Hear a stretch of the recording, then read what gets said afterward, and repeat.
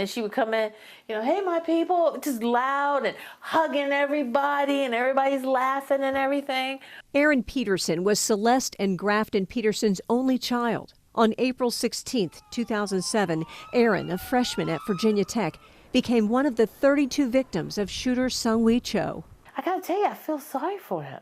The deranged, mentally ill student had gone to the same high school as Erin, Westfield in Chantilly, Virginia, where she was a star basketball player. She was a real happy kid. Celeste and Grafton's lives revolved around Erin. It's like a bomb going off in your life. And Grafton and I were standing really close to where the bomb went off.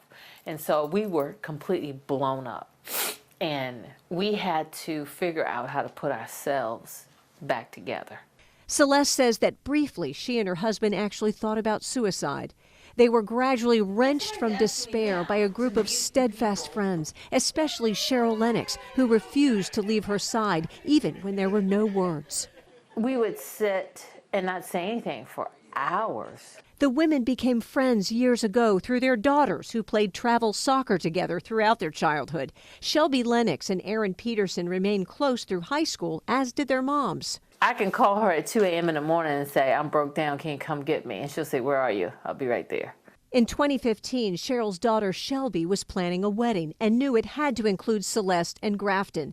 We decided to ask Celeste if she would do the honors and officiate.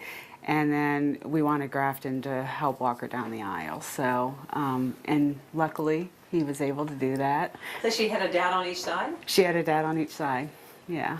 Beside the wedding cake, a little sign with a favorite thing Erin liked to say.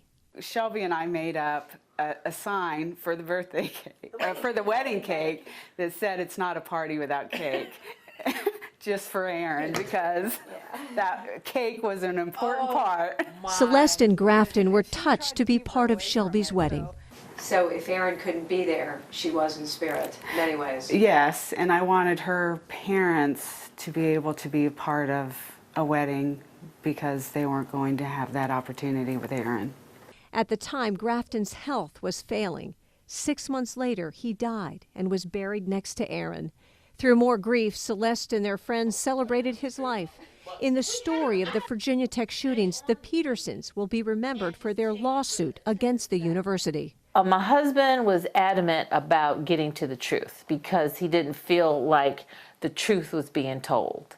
A jury agreed with the Petersons that Virginia Tech should have issued a campus-wide alert after Cho killed 2 students in a dorm. A few hours later, Cho killed 30 more, including Erin. Peggy Fox, WUSA 9.